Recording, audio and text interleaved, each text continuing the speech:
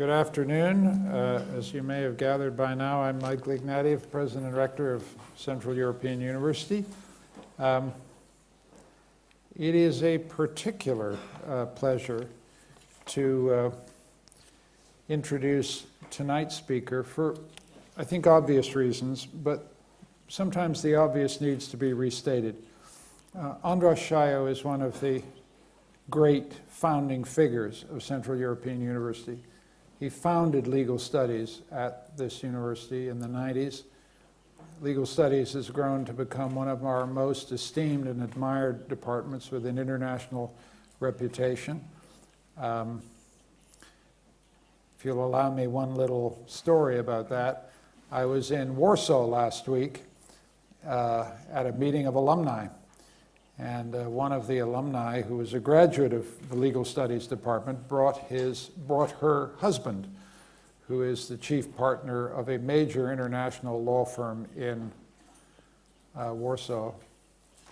And he said to me, you know, he didn't go to CU himself, but he said, I want as many graduates of legal studies at CU as I can lay my hands on, because it's the only law school that actually trains people to ask critical questions. I thought, wow, that's pretty good.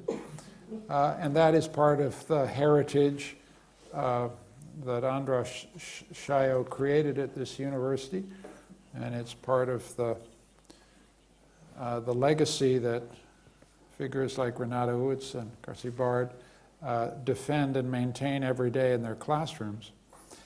And so the second reason why this is an especially important moment is that we're going to be talking about constitutionalism, and we're going to be talking about the rule of law. It's hard to think of a more urgent and relevant topic right now in Hungary. This is the livest and most difficult and most important subject for the political future of the country. And who better to talk about it than Andras Sajo? Let me just read something, because he very kindly handed me, as a good author should, the announcement of the publication of his book, which he has co-written with his colleague Renata Uitz. The book is called The Constitution of Freedom, An Introduction to Legal Constitutionalism. I've never done this before, but I'm going to read a blurb from a book because it's so perfectly apposite. Sajo and Uitz write, constitutional democracy is more fragile and less natural than autocracy. While this may sound surprising to complacent Democrats, more and more people find autocracy attractive because they were never forced to understand or imagine what despotism is. Generations who've lived in stable democracies with the promise that their enviable world will become the global normal find government rule without constitutionalism difficult to conceive. It is difficult, but never too late, to see one's own constitutional system as something that is fragile or up for grabs and in need of constant attention and care. This seems to me an important thing to say, and probably few citizens of Europe are more aware of the deep truth of that remark than the citizens of this country. As you know, Andras Sajo is a founder of legal studies. As you know, he's currently university professor. As you also know, he brought enormous credit to this university by the simple fact that he served as a judge on the European Court of Human Rights for a decade. This was a difficult and important mandate in the one court in the world in which human rights are enforced across nation states. It's the one court with really effective jurisdiction in international human rights. So it's a crucial court for the whole future of international human rights, and Andras Sajo completed his assignment with enormous distinction. And so this is an opportunity really for me to say to Andras Sajo, thank you for your service to CU and welcome home. And now we wait to listen to your talk with great interest and attention. Thank you.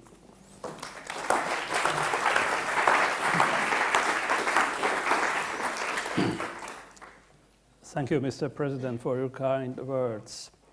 Good evening, ladies and gentlemen. It is an honor to be here back at CEU at this very interesting moment.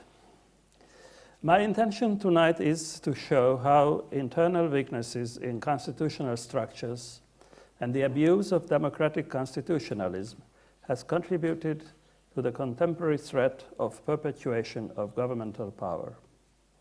I will argue that this is related to unfinished and imperfect elements in the constitutional project.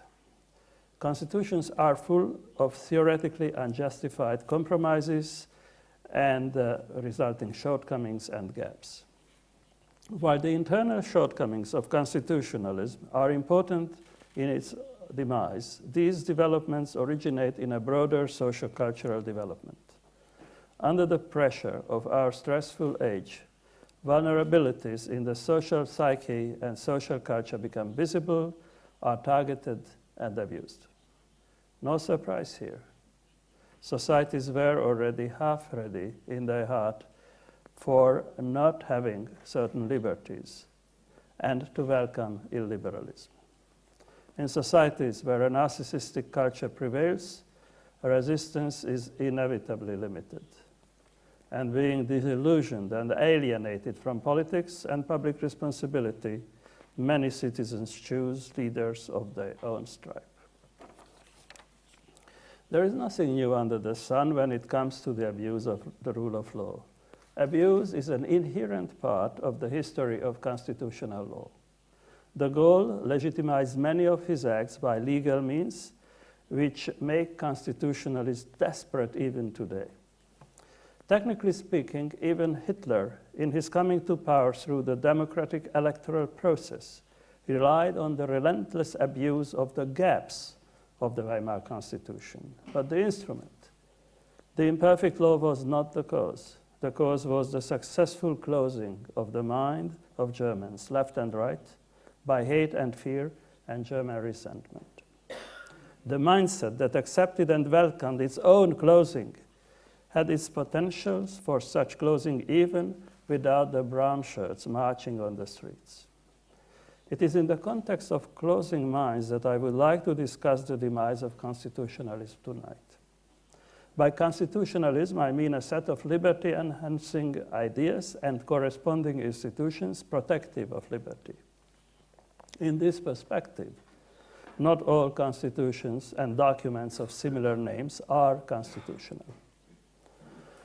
The contemporary legal phenomena which undermine constitutionalism, the cobblestones of the road to a new serfdom, are increasingly known, although well-paid legal minds serving aspiring despots continue to innovate abuse.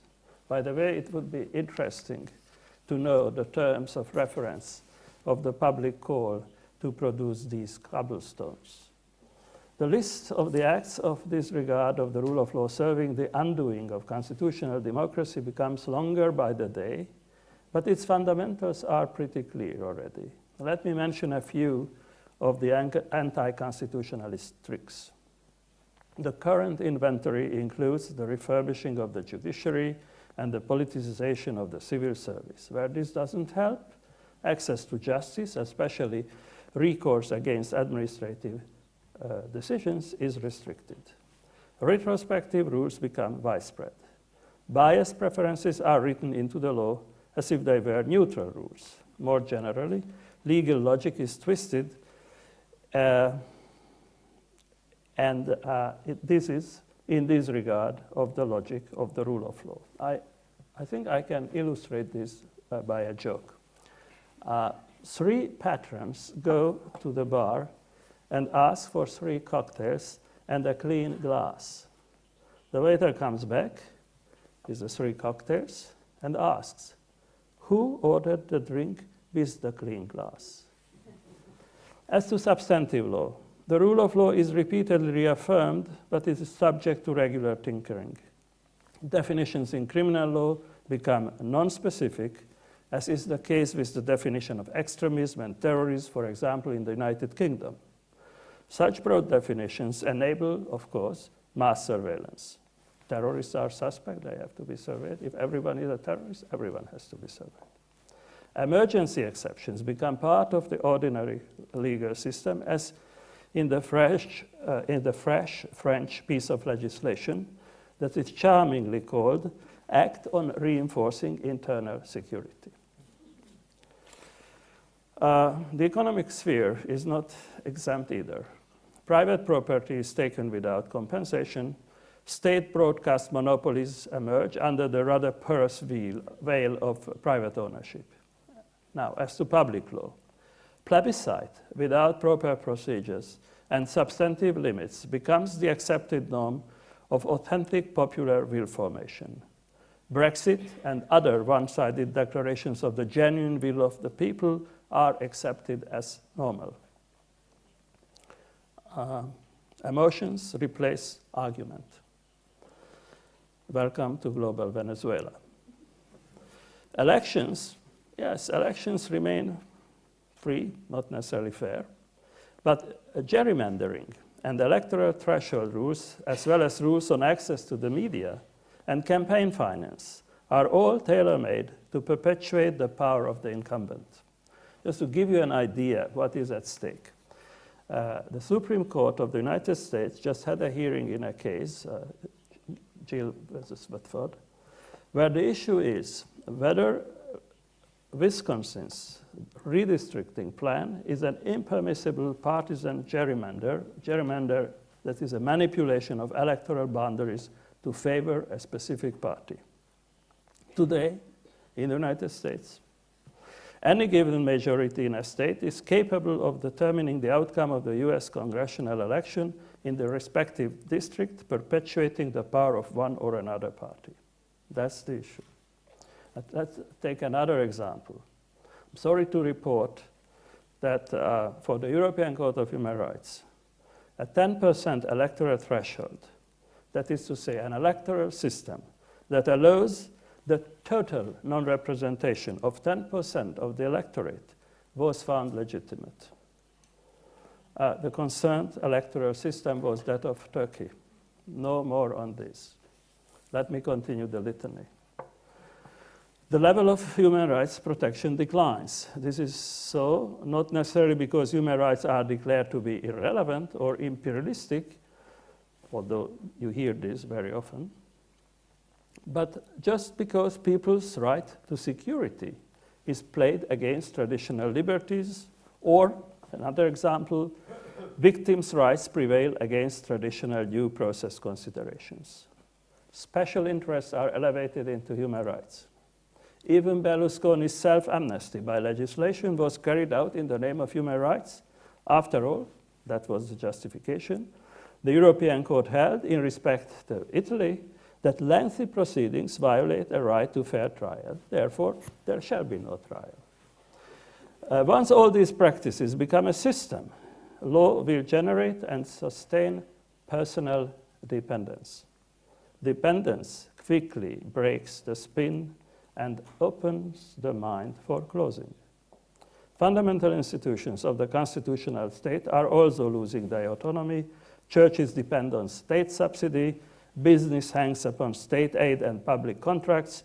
The communication of ideas, science, and the generation of ideas in universities supplicate state benevolence. The legally protected sources of autonomy disappear. Moreover, law itself becomes the source and instrument of dependency. Now add to this the stirring of hatred and fear. Where fear-mongering becomes part of daily democratic politics, the cocktail looks lethal. An example. Television spots begin by asking viewers, who will keep your family safe? And the political opponents, turned into enemies, are presented as indifferent to the threat of gang violence from illegal immigrants. Ed Gillespie, candidate for governor of Virginia, sponsored this ad. To avoid misunderstanding, Ed Gillespie, candidate to Virginia governorship, is the more moderate Republican candidate at the moment.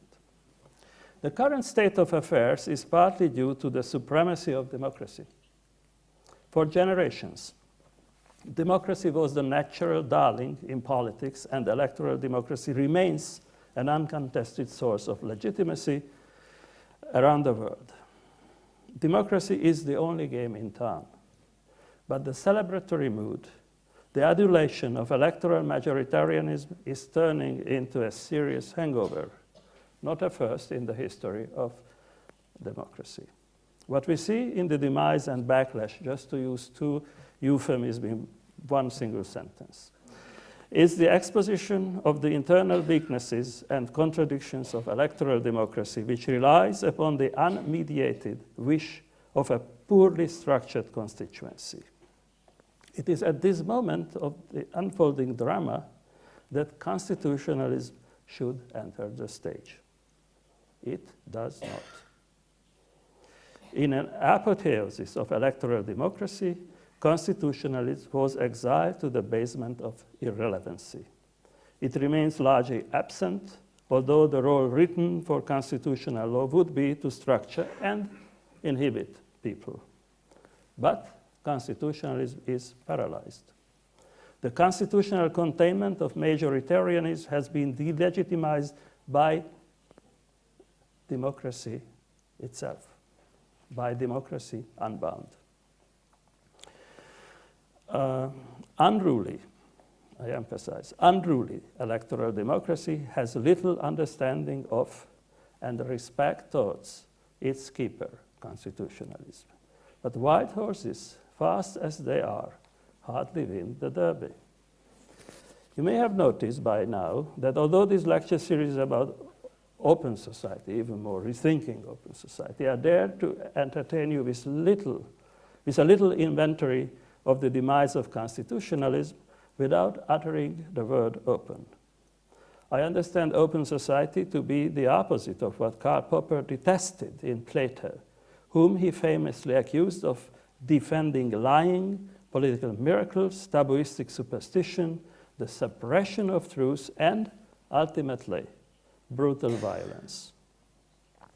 Such societal openness presupposes mental openness, and constitutionalism could be an institutional mechanism, enable society to be and to remain open to ideas and action. It is not by accident that the freedom of speech was the first liberty for the founders of the American Republic. Of course, law is not alone in the protection of mental openness. Other institutions like education and inclusive and open religious practices can be mentioned here. Openness, anyway, requires freedom even beyond thinking. It is enough to refer to the freedom of exit, a fundamental concern for Albert Hirschman. This fundamental right was vehemently denied in closed societies like communism.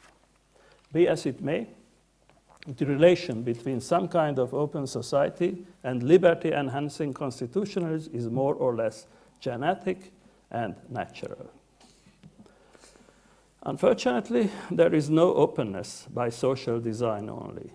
Minds can be manipulated for the purpose of manufacturing a closed mindset, but this does not work the other way around. This is the handicap of open society, and this is why the law of freedom overprotects speech. Now, what about the third element of the title, rethinking? Rethinking open society. Rethinking makes sense if it means the critical review of those theoretical assumptions which underline and mobilize for openness. Given the poor performance of constitutionalism, there can be a problem with it.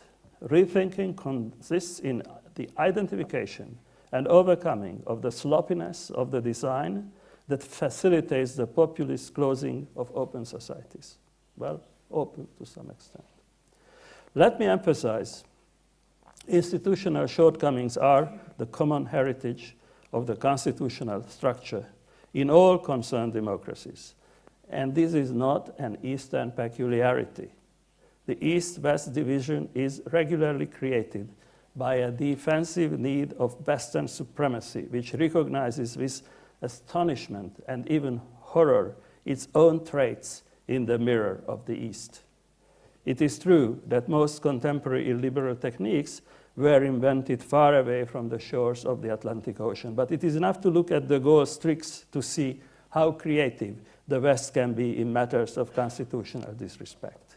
Eastern and Western democracies are in the same boat, in the same boat, or sail the same boat. Let me put it this way. They sail the same boat. I don't want to say anything about the direction. They sail the same boat, although perhaps on different decks. The real difference is that happier societies are more resilient thanks to the value preferences in those societies. For example, the strong commitment to fairness in the United Kingdom. Entrenched economic and intellectual autonomy, a matter sustained by the rule of law, are the sources of resistance to governmental efforts to close the social mind.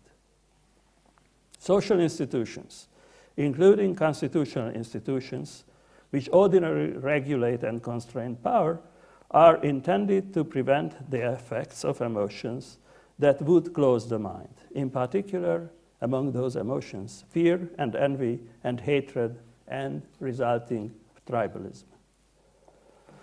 But again, unfortunately, emotionalism became part of electoral democracy, even in so-called mature democracies. To quote again Popper, the great secret of the revolt against freedom is to take advantage of sentiments, not wasting one's energies in futile efforts to destroy them. It's not surprising that constitutional institutions cannot resist for long the revolt of these emotions. Contemporary democracies were hardly ever immune to populist emotionalism. Electoral politics was for a long time based on toying with and manipulating emotions. The emotionalism of democratic politics has led to what Plato has already found inevitable for the success of the tyrannous. Tyrants must stir up war, one war after another, in order to make the people feel that they need a general. How sad. These poor adult children, the electorate, they were manipulated. Ladies and gentlemen, please don't cry at this point. That the good people were manipulated may very well be true, but the cynic will say that manipulation is but another name for politics. We are also told that people have the right to determine their values, which cannot be imposed on them by past generations. Oxford Dons, not all of them, are involved, and certainly not by human rights activists who live in a cloud cuckoo land and or serve, who must not be named, you know who. If the citizens prefer security to free speech, it's up to them to decide.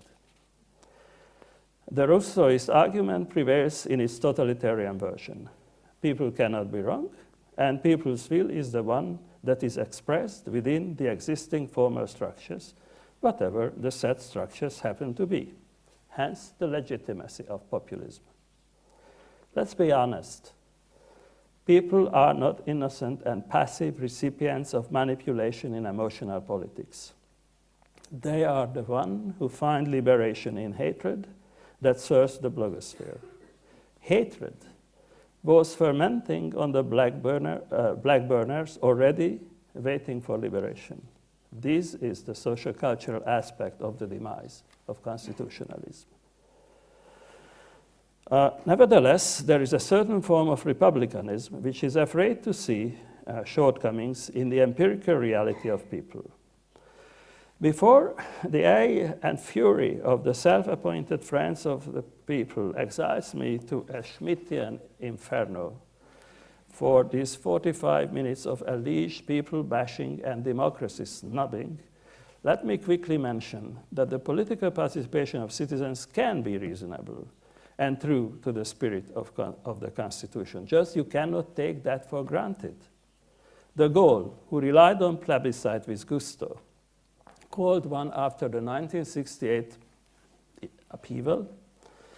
And this 1969 referendum intended to curtail the powers of the Senate, which disrespectfully, even if occasionally, resisted certain initiatives of the general.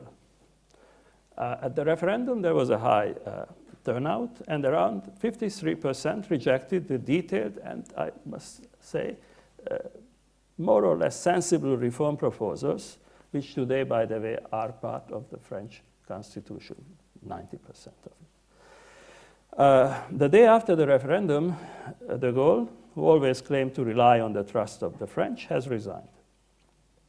In this story, for whatever reason, people resisted a further concentration of power. Most likely, the majority was simply fed up with the general, but not necessarily with his anti-constitutionalism. Was this event an expression of people's wisdom or populist whim? We will never know for sure. Fact is that the president, who scorned the rule of law, respected the popular spirit of his own constitution. The problem begins where the players are not possessed by the constitutional spirit. How constitutional design can mitigate the destructive potential of electoral majoritarian democracy that threatens the openness of society? Classical constitutionalists offered an institutional solution that is animated by distrust towards people's decision. But at the same time, the same people were very much aware of the foundational role of equal respect of all individuals. Observing the inclinations of public opinion, constitutional thinkers, beginning with Tocqueville, recognized that democracy has to be accommodated. It's irresistible, but it has to be tamed. Constitutionalism became an odd friend of democracy, trying to preclude democratic self-destruction, a fall into the abyss of majoritarian oppression. Democracy and its institutions and principles, such as free and fair elections, public opinion, equality, became a healthy addition to the instruments of limiting government. People, as electorate, became a branch of power, checking on the traditional branches of power, and democracy became institutionally structured. There is no free lunch. This came at a price. A distance had to be and was created between government and society, which was then used to mobilize against constitutionalism as well as against democracy. For many reasons, constitutionalism could not live up to this task of moderation. It did not always protect substantive democracy against itself, among others because Rousseauism forced upon it an exaggerated respect of people, the ultimate source of sovereignty. Now let me name one of the reasons of this shortcoming. It won't be a surprise after what I told you. There is a problem with people, at least with the concept of people in constitutional theory. People is over-respected, understandably so.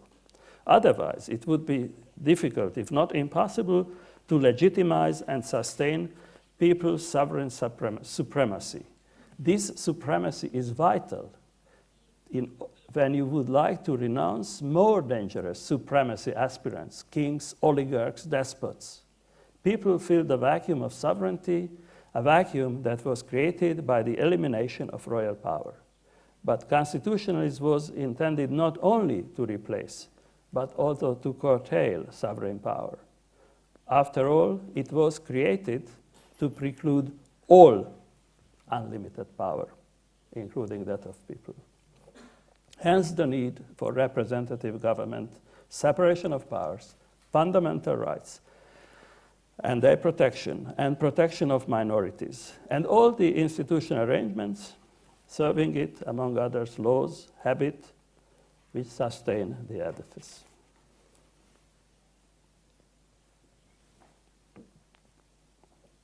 Because of the foundational belief in people as a source of power, which is an absolutely correct assumption against the usurpation of power by anyone, majoritarianism prevails. In a Republican theory of Rousseau's pedigree, and also in theories of Volksgemeinschaft,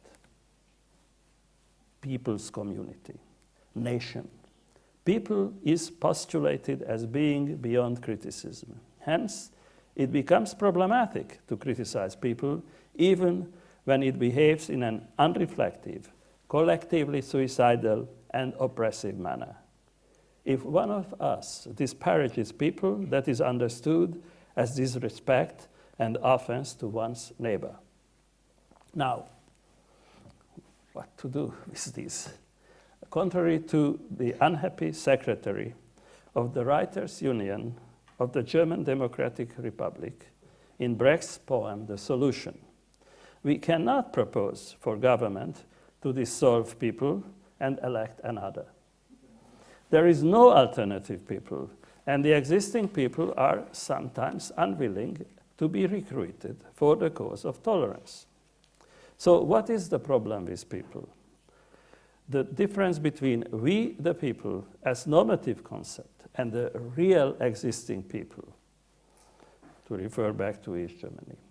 What is often called the multitude, or the community of citizens, is forgotten. Let me explain this by a reference to ancient Republican Rome, where from term and usage of people, populus, originate. There was a fundamental social and legal class division between plebs and patrician aristocracy in Republican Rome. Secession is a form of resistance of the plebs resulted in a law called the Lex Hortensia in 267, before our age. And that law made plebiscites, either decisions of the plebeian council, binding on all. Arguably, a sovereign Roman people was born. It was decisions by all members of the citizens was binding on people.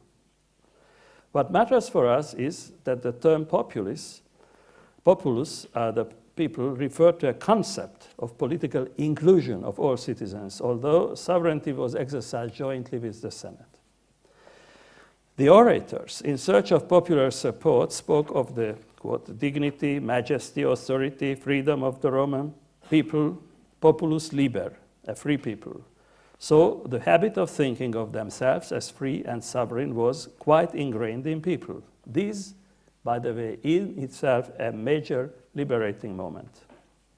Moreover, reference to populus Romanus was reference to an alleged common interest, the best interest of the entire populace. That was conceived, that was possible to conceive that. As Henrik Mauritsen has masterfully put it, in assemblies, the people were present as a political concept, and it was this concept, rather than a random gathering of individuals, which was addressed by the orators who spoke of free people. What matters for the present purposes is that people is a normative concept that refers to a source of sovereign power, and we need that concept. The fact that the members of society do not have all the properties attributed in the normative concept does not necessarily undermine the legitimacy of the sovereignty claim. National communities and individuals can be much worse intellectually and morally than what is attributed to people in the normative concept. Kant, I wouldn't say exceptionally, was right. We must assume equal cognitive capacities to all, as there cannot be human development and self-realization without assuming full capacity of all people. But so far, humans have only partly come out of their self-imposed tutelage. Moreover, people in morally bankrupt societies can have traits which shall force the power holders to deny the attribution of sovereignty to such people. That was the case, for example, after World War II in respect to Germany, to the German people. Even today, Germans, and perhaps not only the political and legal elite, go very, very far in constraining people when it comes to respect of human dignity for the same reason. Because of the shortcomings in the actual human and collective behavior and reasoning, the institutional design of constitutionalism sets all sorts of procedures for a structured and reflexive expression of the will of human collectives. But the actual behavior and beliefs of the masses continue to pose a genuine problem for constitutional practices. Unfortunately, the constitutional mechanisms of structuring popular will through representative government often undermine the legitimacy of government in the public eye, partly because of the poor performance of politicians and bureaucrats. And what is the remedy? One of the most common remedies proposed is referendum. This is the prescribed medicine. I will not argue against referendum. It is an important corrective and corrective of political mismanagement, especially if it originates from popular initiative. But even such processes need proper structuring in view of human cognitive bias and prevailing legalized mass manipulation. I don't want to say at the end of every paragraph the word Brexit. And you will not be surprised that I'm rather unenthusiastic about plebiscites, which are initiated by power holders on an agenda of their liking, be it even a matter of constitution making. Beyond the insufficient restraint upon people's will, many other intellectual developments in constitutional law have contributed to the demise of constitutionalism. The loss of interest in liberty among our fellow citizens, in constitutional law, and in human rights in general is particularly troubling. But I would not spend the remaining time on something so depressing. So is there an institutional answer to the demise of constitutionalism? Let me repeat. The constitutional project was unfinished and unaccomplished from day one. Midnight judges, you will see what midnight judges are. So midnight judges were not invented by the previous outgoing democratic government of Poland in 2015, but by the Adams administration in the United States in 1801.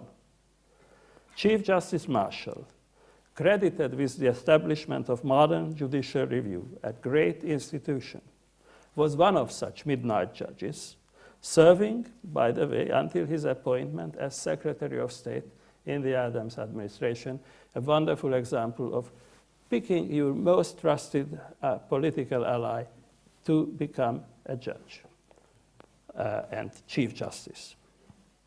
By the way, the successor to the Adams administration, President Jefferson, in person, threatened that same Supreme Court under Marshall, and all the members of that court, and his Congress.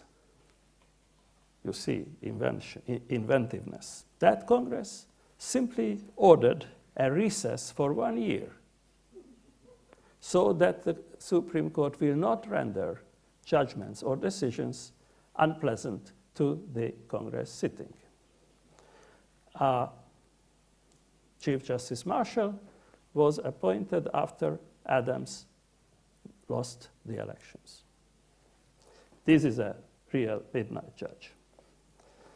And all this was made possible by the gaps in the Constitution, of the most respected Constitution that we know. And it was made possible by the evaporation of the constitutional spirit, the same spirit that animated the same people, the Jeffersons, the Adamses, the Marshalls, and the American public only a decade earlier. So constitutional solutions can be made more robust and have to be made more robust. I promise you not to mention Brexit, but it's inevitable. In some constitutions, certain topics, including the revocation of international treaty obligations and the diminution of fundamental rights, are off limits to referendum. There was no constitution in the United Kingdom. And the tradition and habit that was the spirit of constitution, of the English Constitution, did not exist anymore.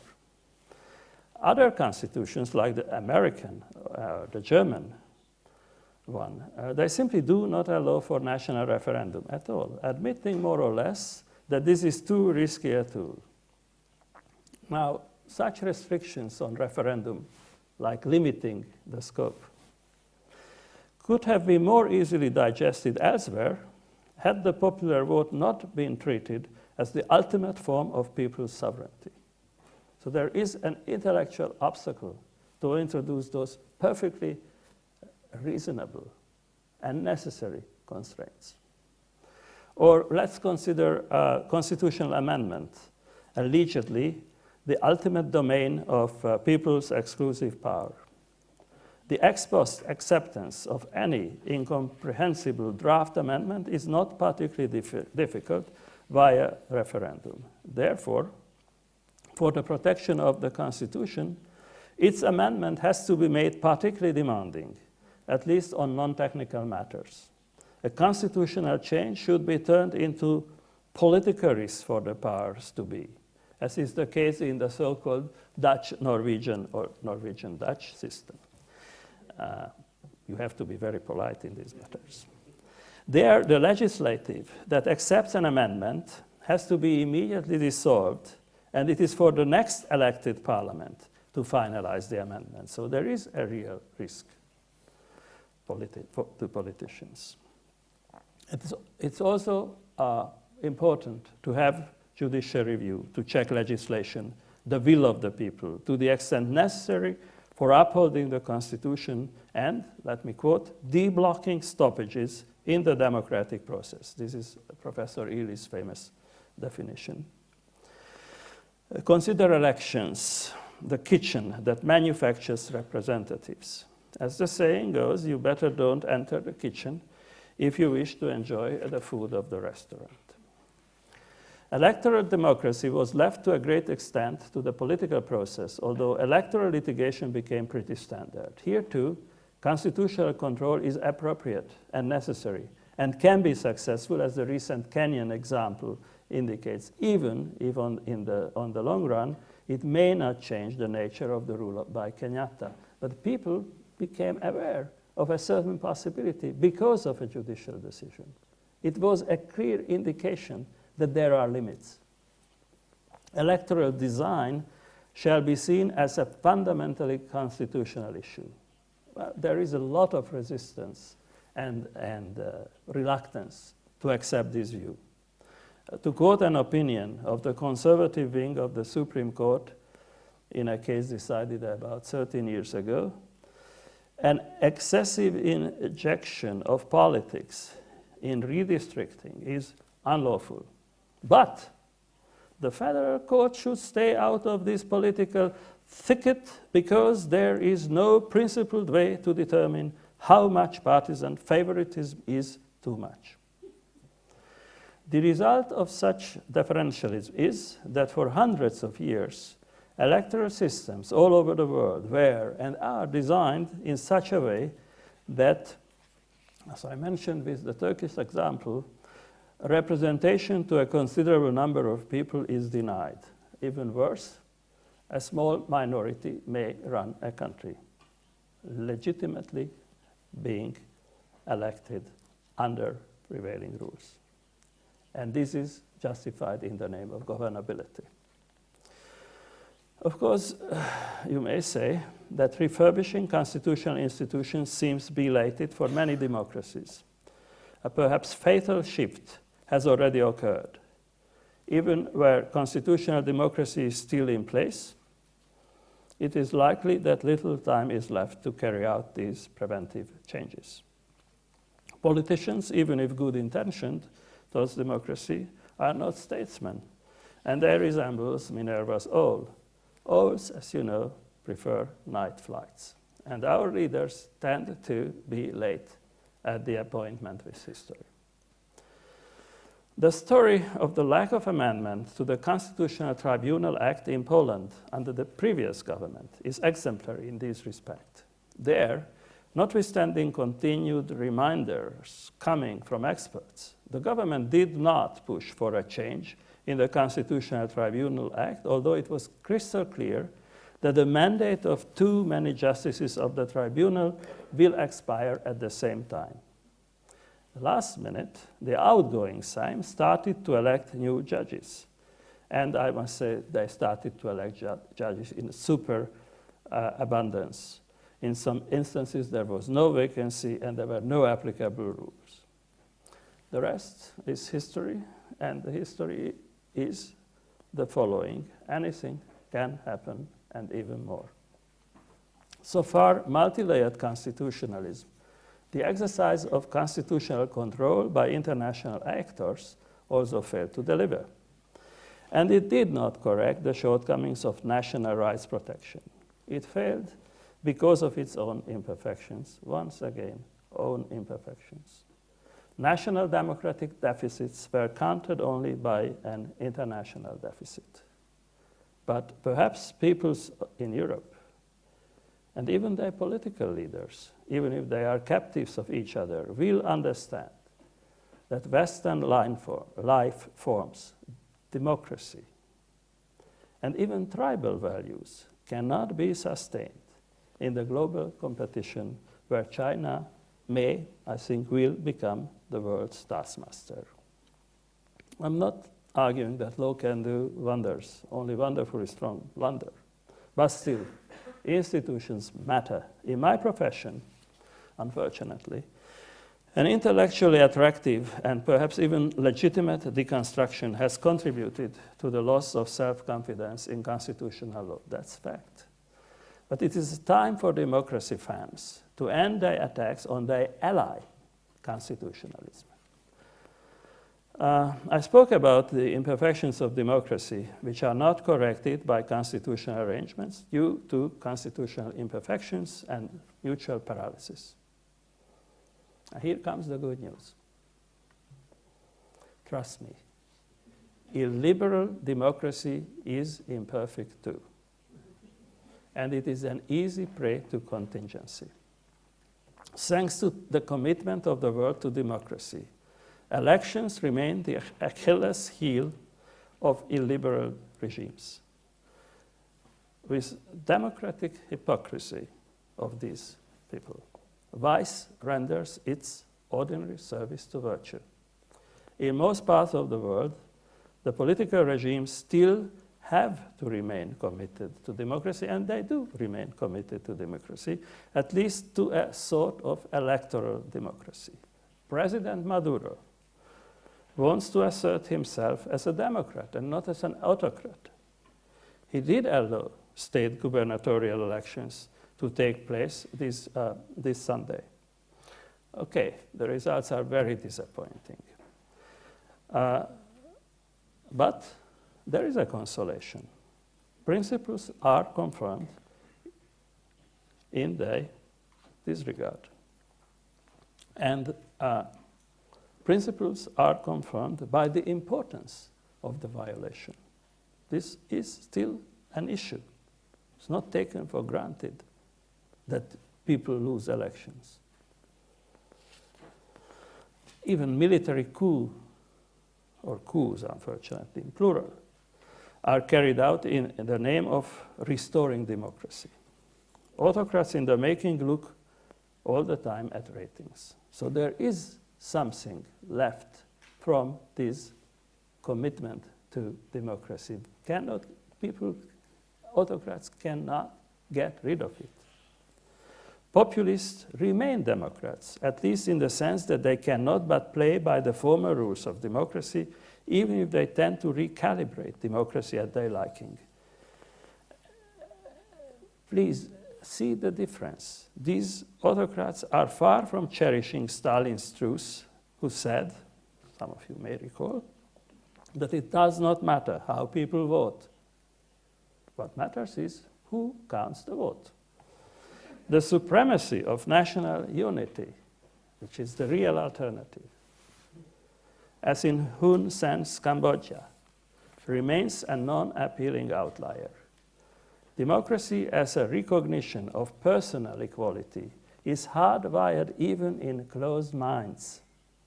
Moreover, constitutional institutions are resilient even if vulnerable by design. Neither the Jefferson administration nor de Gaulle were the end of democratic constitutionalism. On the contrary, constitutionalists came out enriched from those conflicts and affairs with kind of autocracies. Apologies to Americans who probably don't like this type of approach to Jefferson. Today, constitutionally inspired judicial decisions are still executed, well, many of them. And we should look beyond the law. Evolution theory may be left out of the curriculum, but continues to be accessible, and educators continue to whisper Darwin's truths into the ears of Turkish students. Many of the churches in the world remain open to openness, for good or bad reasons, but people continue to vote for non-autocratic solutions, even at plebiscites. The freedom in the private sphere cannot be closed. That will be really a revolution. At the moment, populists don't dispose of totalitarian possibilities for that closing. And there are good reasons to assume that populists like Wilders will never stand for that kind of totalitarianism. It's a different kind of animal. It is not too late to take precautionary measures at the institutional level to make constitutionalism more resistant. There are elements in the surviving democratic constitutional structure and in the leftover of the open mind that can be used to reverse the current drift towards a less and less mild despotism. Good luck and good night. Good luck or good night. Thank you.